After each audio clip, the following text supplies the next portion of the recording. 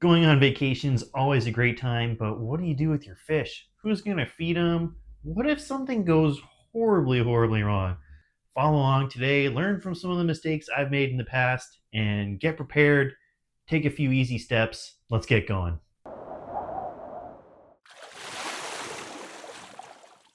The first most important thing to talk about is before you're leaving and heading out of town, you don't want to do anything differently. So don't buy any new fish, don't try a new light, don't switch up your fertilizer, none of that stuff. You want to keep things consistent. When you make changes to your tank, sometimes that can have a negative impact. For example, getting a new light, you could come back to find tons of algae.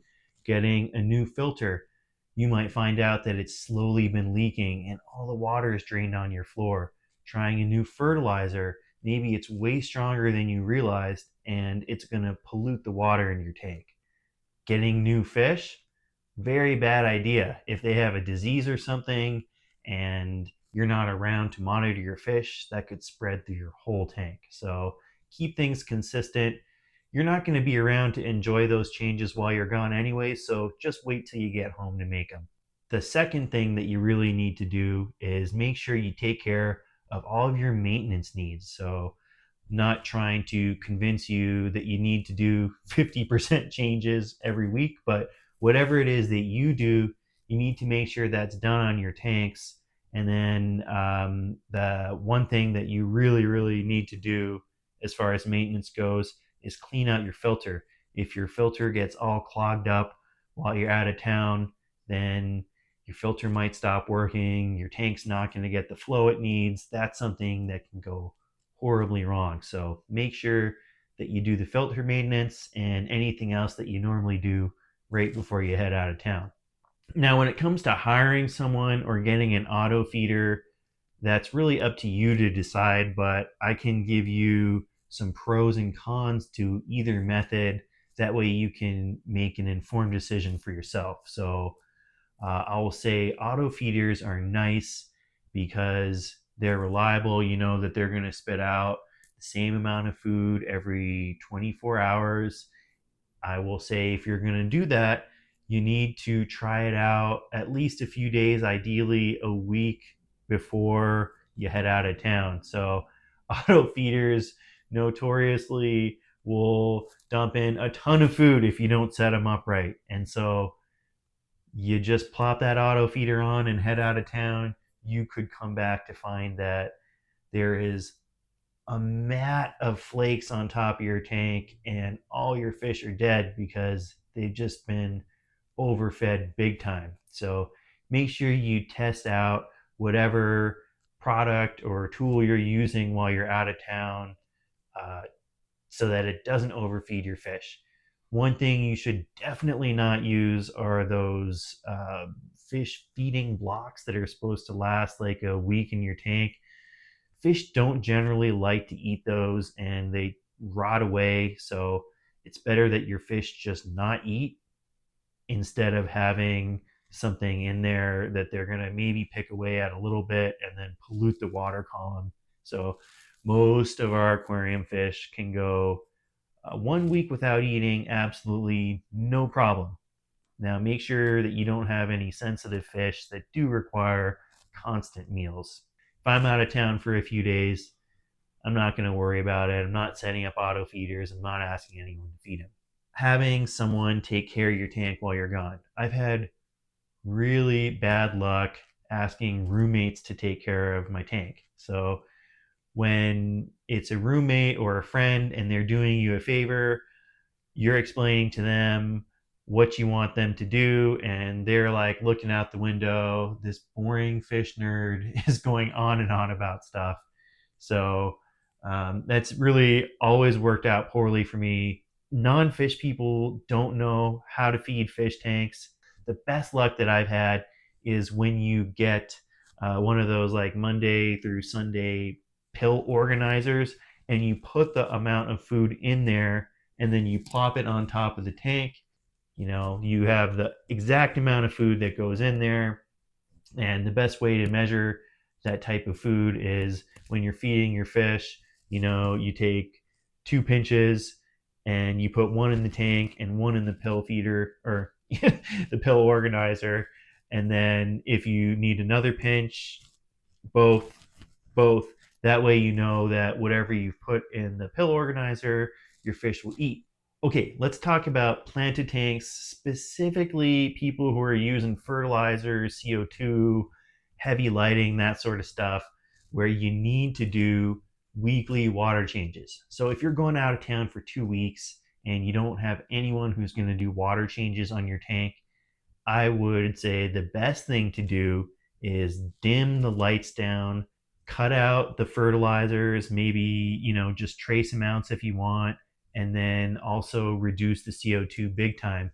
So you're basically putting your tank into kind of a dormant mode, at least with regards to the plants. So when you don't have that buildup of fertilizer in there, you don't need to do the water changes.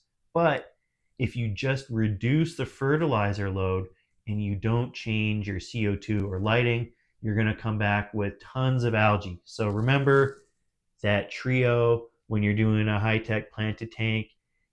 You need to have good lights, strong CO2, and heavy fertilizer. If you remove one of those in the link, then boom, everything explodes, algae storm. So you lower one, you lower the other two, and that will create a lot of a calmer pace in your tank while you're out of town. And you shouldn't have any problems going 2 weeks without doing a water change on that tank.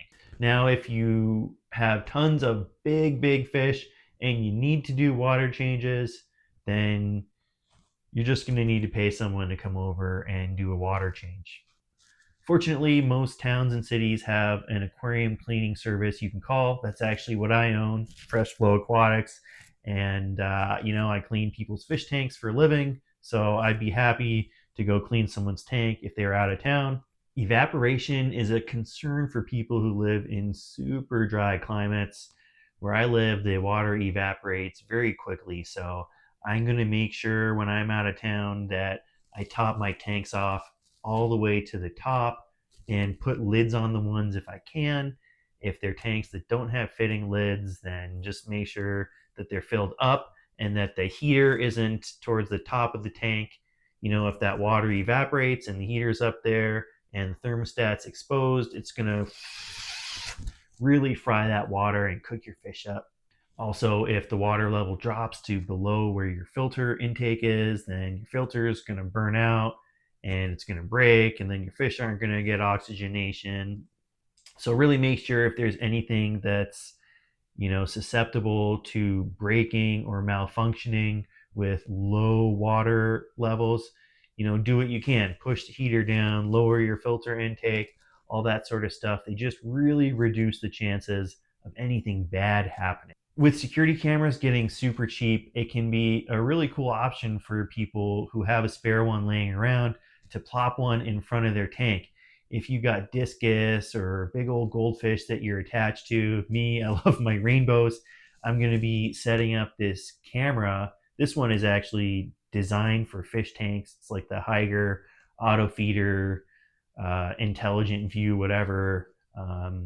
Pretty cool product. Maybe not worth $100 though, in my opinion. But anyways, it's a fun way to spy on your fish and check on them while you're out of town. It can also be a way to diagnose serious problems.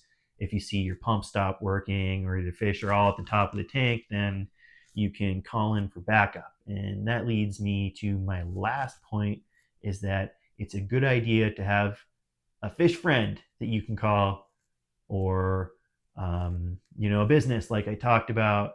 So whoever's feeding your fish, you can let them know, hey, this is the emergency contact. If something horribly goes wrong and I'm at the beach, I'm not going to pick up, or maybe I'm in another country and because I use prepaid and you're never going to get a hold of me. It's good to just leave them with an emergency contact. Something goes wrong, they call the emergency contact, they come over to your house and diagnose it, fix the problem, whatever. All right, so the last thing is instructions. Always write down really detailed instructions for people. No matter how detailed you explain things to them, they're going to forget. If they're not fish people like you and me, then they don't really care that much, to be honest. And they also don't realize that overfeeding can have such serious consequences. So do everything you can to reduce the opportunities for someone else to fail or make a mistake. Use the pillbox, leave really good instructions, the emergency contact, all that stuff. That's going to help you out big time. Let me know, what are some tips and tricks? What do you do when you're out of town? Do you pay someone? Do you have your neighbor's kid come over? Do you have better roommates than I've had in the past that you can actually trust? Appreciate you making it this far in the video. Hit that like and subscribe button if you learned anything today. Till next time, see ya.